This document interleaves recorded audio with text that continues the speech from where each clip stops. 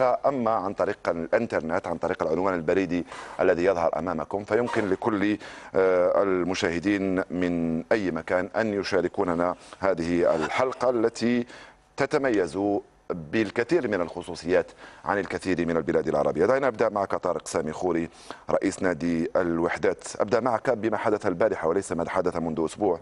البارحة صدر حكم قضائي في الأردن بسجنك لمدة 2 سنين عن قضية اعتدائك على دركي أردني من 1.5 سنة أعتقد أو من سنة. هل هذا الأمر عادي ويدخل في إطار المحاكمة العادية لك على اعتدائك على دركي أردني، أم أنها مساومة وتخويف من طرف العدالة للسيد طارق بأن لا تقول شيئا اليوم في البرنامج وإلا سندخلك السجن؟ أولا لا مساومة في حقوق الجماهير والمواطنين الأردنيين.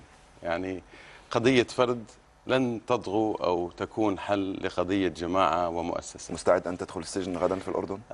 مقابل حقوق جماهير ومحبين. يعني هو قرار محكمة. نعم. بداية له الحق في النقل. أولا القرار، يعني أنا تفاجأت في حكم 2 سنين، وهي مش اعتداء، هي تهديد.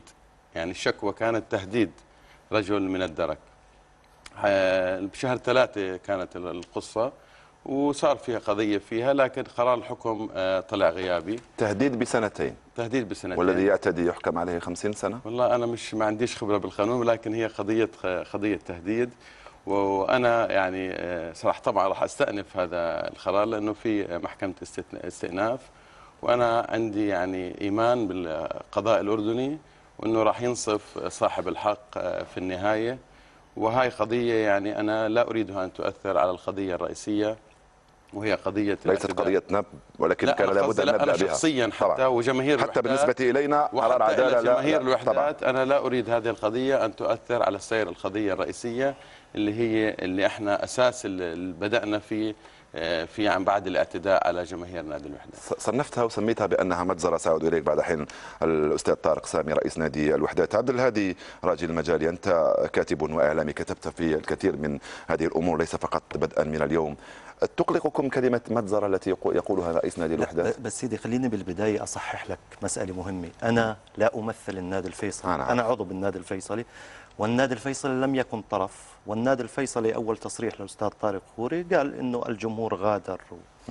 نحن لا تقلقنا المسألة لأنه المسألة عابرة داخل إطار، لكن ما أقلق ما وتر الساحة الأردنية وأشعل النار فيها نار الفتنة هو يعني تصريحات الأستاذ طارق خوري. كانت تصريحات مستفزة جدا. دعني أوضح لك مسألة مهمة جدا متعلقة في المجتمع الأردني حتى نفهم الحاجة. باختصار من فضلك. باختصار. أولا قوات الدرك هي أنشئت جديدا، يعني مؤخرا هي قوات شبه عسكرية. ولكن إنشاء هذه القوات جاء لغاية، لأنه تكررت اعتداءات الجماهير الأردنية بالتحديد جماهير الوحدات على رجال الأمن، وحدث جمهور الوحدات وجماهير أخرى مارست شغب. نحن نعيش في فترة انفلات اجتماعي، وأنت حينما تتحدث عن ملعب فيه 20 أو 15 ألف تحتاج لقوة أمنية صارمة. نعم. لا يسجل على المؤسسة الأمنية الأردنية أنها قتلت أو اعتدت أو مارست أسلوب التصفية. ما حدث ليس مجزرة، ما حدث هو 200 إصابة وأغلبها إصابات طفيفة. والذين أصيبوا من الدرك إذا شاهدت الشريط 22 واحد في البداية هم أصيبوا من الدرك. ما حدث هو أزمة داخل الملعب كان من الممكن أن تمضي، ولكن الأستاذ طارق خوري وظف المسألة سياسيا. أنا مش ضد الآخرين. كلام معقول يقوله. يعني هو وظفها أنت تقول كلام معقول. هو استخدم مصطلح خطير ولأول مرة يتجرأ على استخدامه حينما وصف الدرك بيهود الداخل. وهذه يعني هذه تعتبر جريمة. هذه جريمة مرتبطة بإثارة النعرات العنصرية. نعم. يحاكم عليها في أمن الدولة. بس أعطيني مجال ثواني محدودة.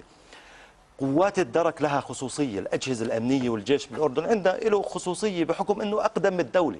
هو جاء قبل الدولة وأسس الدولة، وهي مؤسسات تنموية. يعني الدرك يعالج، يعلم. القوات المسلحة لها مستشفيات تعالج. وأنا ابن دليل على أنه عنده الخبرة اللازمة في التعامل مع أمور متعددة. طبعا. وأنا ابن لعسكري وشقيق لعسكري وعمي عسكري، وأنا من ابن أسرة عسكرية ودرست حساب كأردني في نهاية المطاف. لكن حينما تصل المؤسسة التي قاتل أبنائها في فلسطين واللي قدموا شهداء واللي مستشفياتها في فلسطين والتي نذرت نفسها لفلسطين بيهود الداخل، هذا امتهان وإساءة إلى وجدان شعب. طيب أستاذ عبد الهادي، كلمة أخيرة أستاذ عبد الهادي، سأعود لك. أنت تتهم طارق سامي بأنه سيس الموضوع، ولكن أنت تتحدث في السياسة الآن. تفضل طارق. اولا يعني الدرك، احنا مع الدرك الحكيم، مع الدرك اللي بتصرف بعقلانيه، مع الدرك اللي بتصرف ضد حالات خطيره، لكن احنا مش مع الدرك اللي بضرب جمهور وهو يحتفل. انا نقطتي حكيت عن شغب، يعني مش شغب ملع، اعتداء درك على مواطنين اردنيين. ولكن تصفه باليهودي وتصفه ما وصفته باليهودي، معلش هاي يهود الداخل. لا، حكيت هاي التسجيل في الجزيره يجب موجود. علينا يهود الحذر من يهود الداخل، أعداء الداخل. من كنت تقصد؟ هدول أعداء الداخل اللي يريدوا افتعال فتنة في داخل البلد. أنا نبهت منهم. من هؤلاء؟ هدول موجودين في كل شرائح المجتمع، موجودين في كل شرائح المجتمع، ولديهم أجندات خاصة. خلينا نحدد. بعدين موضوع الشغب، تفضل الأخ شغب حكى جمهور الوحدات شغب. أنا أتحدى إذا في، بديش أحكي قبل رئاسة نادي الوحدات، منذ رئاسة نادي الوحدات، إذا في قضية شغب ضد جماهير نادي الوحدات، أنا بقول لك إذا في عقاب من الاتحاد الأردني إلى جماهير نادي الوحدات الناتج عن الشغب. جماهير نادي الوحدات وصفها سمو الأمير علي بأنها أفضل جماهير وأنها جماهير ملتزمة. في قراءتك ما الذي حدث؟ كيف حدثت المشكلة في قراءتك حتى نبسط للجمهور؟ نعم، يعني أنا كنت مشاهد حي للواقع وبتطلع أمامي، يعني المشهد كامل كان أمامي. أنت شفناك أمام الجماهير تحتفل، ويعني فوز وتقريبا صفى فارق في النقاط جميل لنادي الوحدات. وأثناء احتفالها بدأ ضرب قوات الدرك للجماهير من يمين المنصة، من أوطى درجة لأعلى درجة، وليس كما قيل إنه من الخلف، لأنه كان يرمز جلاد كان ممكن نعود نشوف صور فادية. يعني كان ممكن بين الاعتداء أول من أصيب الدرك من يعني يمين سقط الحاجز على الدرك. لا يعني معني هذا، معلش احنا مش ناش نحكي، يعني ممكن يكون درك انصاب، لكن تفضل. هذا المشهد الثاني. طبعا المشهد الأول بدأ من اليمين، فاعتدت من اليمين الدرك على جماهير الأردنية، ومن ثم انتقلت إلى الطرف الأيسر اللي هو شاهدناه هلأ، بعدتهم على النص، بعدين بدأوا من الأعلى إلى الأسفل. نعم. طبعا هذا دون أي سبب ودون أي مبرر، فالكل اجتمع نحو الشيك، وعند الشيك صاروا الآلاف فوق بعض بشكل يعني مأساوي. يعني عند هذيك الوقت أنا كنت عاجز عن الفعل أو عن الحديث لما شاهدت هذا المشهد، لذلك وصفته بمجزرة، لأنه بالتأكيد لما تشوف 2000-3000 واحد فوق بعض وبحالة يعني الدم والناس والإصابات، بالتأكيد راح توصفها في ذلك الوقت بالمجزرة. هل تعتقد بأن قوة الدرك استهدفت جمهور الوحدات وقصدت أنها تتدخل بقوة؟ يعني أنا بحكي في لجان تحقيق، لجنتين تحقيق أنا أثق فيهم، المفروض هذول لجان التحقيق هم يحددوا من المسؤول وكيف حصل ذلك. طبعا البداية اللي بدأت فيها قوات الدرك في بيانها الأول وبيانها الثاني كانت غير موفقة. البيان الأول تحدث أنه جماهير النادي الفيصلي رمت حجارة من الخارج، أنا نفيت أنه جماهير النادي الفيصلي كانت داخل ملعب. طيب قبل المباراة هل كان هناك تنسيق بينكم وبين الدرك؟ كان تنسيق، واجتمعنا قبل بيوم وتحدثنا عن دخول وخروج الملاعب، انه الفريق الخاسر بخرج بعد انتهاء المباراة تماما، والفريق الفائز بخرج بعد نصف ساعة من انتهاء المباراة، لكن الحدث حصل بعد ربع ساعة والابواب مغلقة كاملا.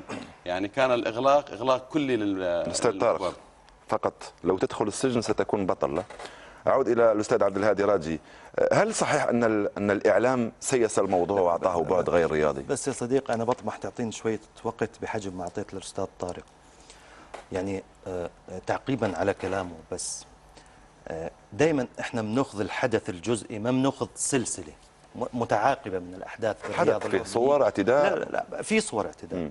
هو ليس اعتداء ولكن مغالاة، مبالغة في تطبيق الخطة الأمنية. كانت الخطة الأمنية خطة أمنية على جمهور واقف في المدرجات، فريقه فاز. لا في الدولة الأردنية صار، إذا جاز نسميها أخطاء، صار حوادث قتل، ولكن في إطار جماهيري لا تستطيع أن تضبط أن تكون بقدر الساعة السويسرية. بده يصير خطأ، وأنا أول واحد كتب وحكى عن الخطأ. لكن مسألة الرياضة تركيب حدث سياسي واستعمال مصطلحات سياسية، استعمال كلمة يهود الداخل ودمهم لن يذهب هدرا، توظيف تركيب هذه القصة على حدث رياضي أعطى أبعاد ووتر الساحة، وهذا ما مارسه طارق خوري. الأخ طارق خوري في عدة مباريات كان يستعمل سلوك الرئيس الراحل ياسر عرفات الشهيد الذي نكن له كل الاحترام والتقدير في مبالغات استفزازية للجماهير حين يرفع أصابعه. هذه نقطة. ما تعني خلينا لا هاي إشارة النصر، هاي شكراً. خاصة. جمهور الوحدات هتافاته لرموز سياسية أو رموز الدستور الأردني. أنت في بلد وطن له دستور وله سيادة وله احترام، وأظن أن قوات الدرك أو المؤسسات الأمنية تعرف العلاقة بينهم وبين الملك. هذه القوات أنشئت بإرادة ملكية ووافق عليها مجلس أنت كنت عضو فيه، وهذه القوات لم تنشأ عبثا وإنما أنشئت لرغبة اجتماعية وشعبية. ايش الرموز اللي تم الإساءة لها؟ مش الرموز التامة. في جمهور الوحدات هتف لرموز سياسية بعيدة من خارج. ما بنحكي هذا برنامج. لا انت بتعرف. لا انت بتعرف انه جمهور الوحدات وظف امور انا بقول لك جمهور الوحدات كان يهتف لحماس غالبا. كيف كان يهتف لقيادات سياسية. وين هو المشكلة؟ أين هو المشكلة؟ انت في بلد يجب ان تحترم دستوره، يجب ان تهتف. هل في الدستور يقول ينص الدستور على عدم الهتاف لحماس؟ لا في عرف وبروتوكول. لدينا رمز سياسي واحد في البلد هو شخص جلالة الملك، ولدينا دستور للدولة. المشكلة في نادي الوحدات أننا لم نعد نفهم هوية هذا النادي. هل هي هوية رياضية وطنية أردنية أم أنها هوية فلسطينية؟ إذا كانت هوية فلسطينية فالأمر مختلف. لكن الحقيقة أنه أصوله فلسطينية، هويته هو هويته، لكن يعيش ضمن الأخ طارق خوري يملك جواز سفر أردني، وجماهير الوحدات مواطنين أردنيين يؤدون ويدفعون ما لديهم من ضرائب. وبالتالي أنت تعيش في بلد يجب أن تلتزم برموزه السياسية بمساره باحترام دستوره. خلني أحكي نقطة مهمة بس ونقطة خطيرة. يعني أنت تعرف أخي طارق أن راعي المؤسسات الأمنية والعسكرية في الأردن هو شخص جلالة الملك، وهذه لا تؤتمر لا من حكومة ولا من غير حكومة. وأنت تعرف أن العلاقة الوجدانية التي تربط بين الملك وهؤلاء الناس علاقة الأب للابن، ولذلك نحن في المجتمع الأردني نسميها بالعلاقة الأبوية. وحينما تصف هؤلاء الناس بأنهم يهود، هذه جريمة لا تغتفر. يعني المسألة فيها بعد شعبي. دكتور لأنه الجريمة صارت. أخي حفيظ المسألة فيها بعد. أنت كلامك مقنع، كلامك فيها وجدان، اعتداء على وجدان شعبي. يعني أختم بجملة مهمة بس أحكي لك شغلة. أنا أصنف إني شرق أردني، ولكن الشهداء الذين سقطوا في فلسطين من أبناء عائلتي والعسكريين يعدون بالمئات. أنا أتحدث عن شخصية واحدة، حابس المجالي، هو قائد عسكري أردني قتل في باب الواد 600 يهودي. هذا تاريخي، أنا ما بتهمك، ولكن لا تسيء لوجداني.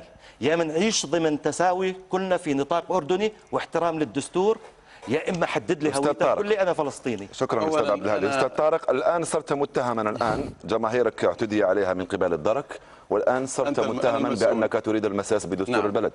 أولا يعني نادي الوحدات نادي أردني وبيلعب في خارج الأردن باسم الأردن، وجميع لعيبته أردنيين، وعمره احنا ما طرحنا في قضيتنا الاعتداء، ما طرحنا قضيه اردني فلسطيني ولا انتماءات. طب شعار غزه الثانيه، شعار غزه هذا موقع الكتروني الناس بتحطه امر عندك. حينما تنشر صوره غزه الثانيه مواقع يوصف يسقط ما حدث في غزه المجزره الاسرائيليه على قوات الدرك الاردني. يعني وانت تدرك ان جندي الدرك ليس يهودي وليس اسرائيلي. جمله وتفصيلا منا. وانا لما تحدثت لماذا لم يصدر بيان نفي؟ انت عم تركز ماذا موقع الكتروني الناس بتحط البدايه عندك موقع الكتروني لا معلش، هذا مرفوض جمله وتفصيلا واحنا ما بنسمح فيه. احنا انتمائنا ما بنسمح لاي حدا يشكك فيه، والانتماء انا برايي بالتقدمه والتضحيه. انت ما تقدم لبلدك وما تضحي لاجل بلدك انت منتمي، وليس بالكلام وليس بالشعارات. ولكن كلامه مقنع. لا وليس انا ما بحكي عنه، وليس بالكلام وليس بالشعارات. وصف الجند الاردني باليهودي ما وصفته انا ما تحدثت هذا الحكي، هذا كلام يلفق، لكن انا ما حكيتش بهذه الصيغه ولا بهذه الطريقه. وانا كما قلت لك انا جاهز تحمل مسؤوليات كل كلمه حكيتها. انا مشكلتي الرئيسيه مشكله جماهير اعتدى عليها، ما بدنا نحول الموضوع من اعتداء درك على مواطنين اردنيين لمشكلات شخصيه لطارق خوري. هي مشكلتك الشخصيه السياسيه، جلاله الملك مع المؤسسه الرسميه. جلاله الملك له قول ان على قوات الدرك ان تتعامل مع مختلف الظروف الامنيه عبر استراتيجيه وقائيه وعلاجيه وباساليب امنيه حضاريه للمحافظة على الأمن والنظام بما يتوافق مع القوانين المرعية لتعزيز الشعور بالراحة والطمأنينة لجميع أفراد وشرائح المجتمع. هذا كلام أنا معه وبمشي معه، ولو قوات الدرك تصرفت بهذا السلوك أنا أول واحد بكون معه. إذا تعتقد